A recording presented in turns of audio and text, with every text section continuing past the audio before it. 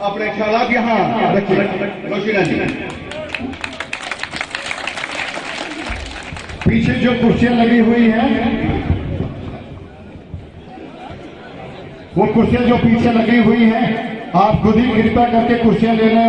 جب میں وہ زہر پی کر دیجیے گا. خدا حافظ. بہت بہت شکریہ.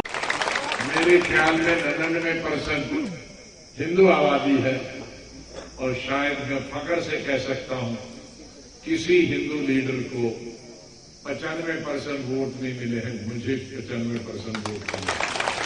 میرے دونوں الیکشن کون کہتا ہندو مسلمان؟ جہاں پیار ہو جہاں ہمدردی ہو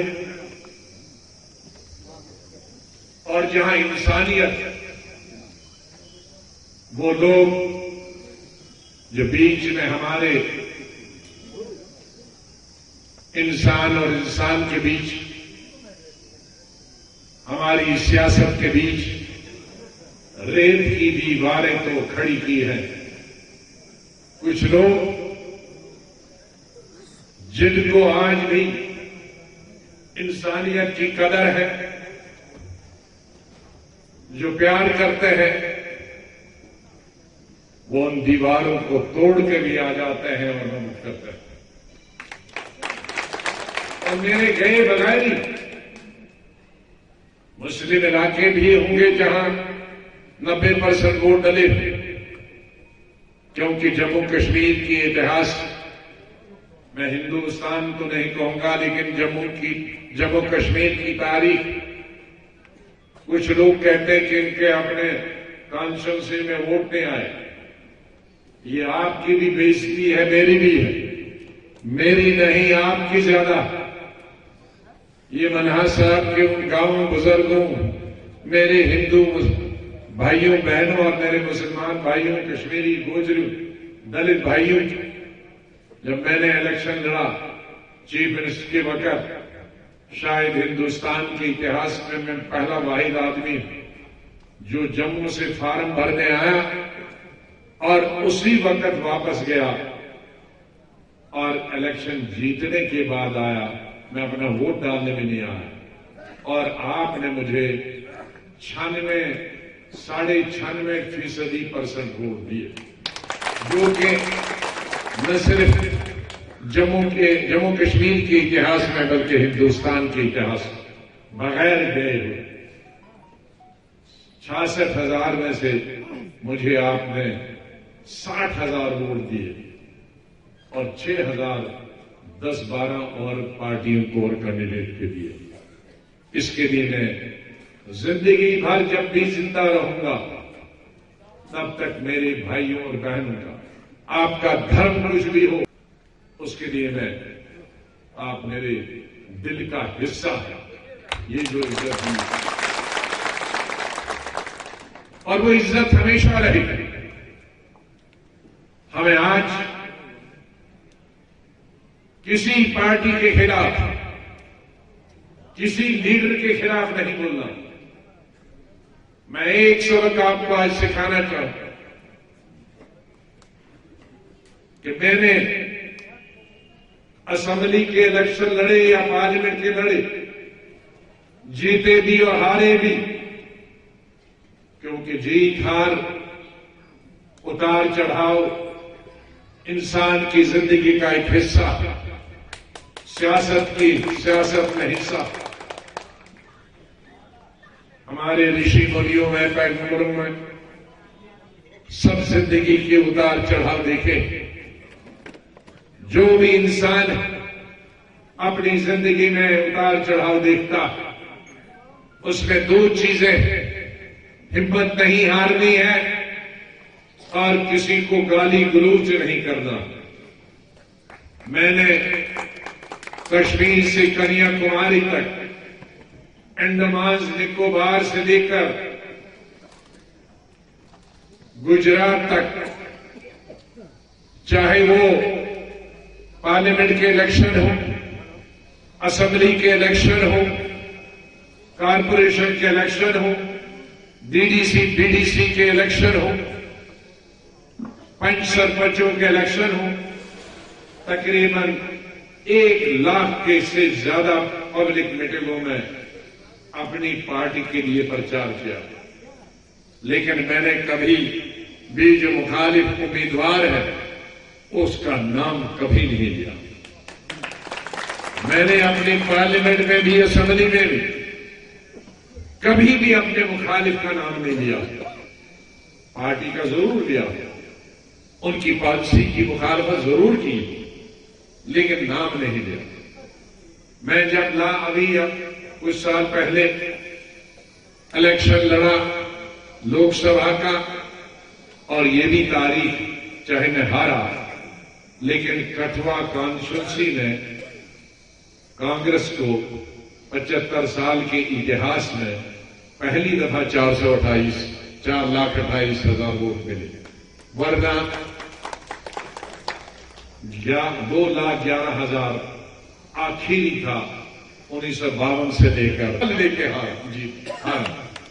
और मुझे कहने लगे कि आपने मीटिंगें की, आपने बीजेपी के कैंडिडेट का और इंडिपेंडेंट कैंडिडेट पीडीपी का, इंडिपेंडेंट नहीं पीडीपी का कैंडिडेट मुसलमान था, मेरे जिले का था, बीजेपी का भी मेरे जिले का था, राणा साहब, तो कहा आप उनका खिलाफ क्यों नहीं लेते? मैंने राणा साहब और उनके वालिद साहब की, मैं छोटे राणा को तो मैंने जानता नहीं, मैंने शक्ल भी नहीं देखी, लेकिन मेरा छोटा भाई, क्योंकि उनका बाप को मैं चाचा बोलता था, मेरे बाप के साथ वो चीफ इंजीनियर था, मेरे ताया के साथ उनके रिश्तेदार थे, और मैं जब चीफ मिनिस्टर था तो मेरी पब्लिक मीटिंग में राणा साहब, बड़े राणा साहब जो चीफ इंजीनियर, उनकी बहुत हार्ट अटैक से, मैं ऐसे भाषण कर रहा था, वहां उनका हार्ट अटैक हो गया, और वहीं मेरे, तो मैंने गोद में उठाकर उसको अस्पताल अपनी कार में लिया। मैं उसके बेटे के खिलाफ क्यों बोलूं? वो मेरा छोटा भाई।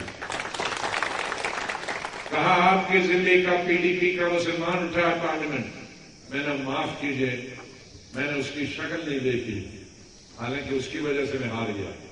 30-35 हजार वोट वो ले गया, तो अगर मैं 30,000 वोट लेता तो मैं जीत जाता। लेकिन मैंने कहा, सुना है कि बहुत बड़ा बिजनेस वाला है, ट्रक है कई सैकड़ों, अल्लाह करे कि उसके बिजनेस को फरोग देना। ये मेरा हमेशा रहा। आप कहेंगे कि अभी फिर आपने तो मैं सोनिया गांधी और राहुल गांधी के खिलाफ क्यों किया?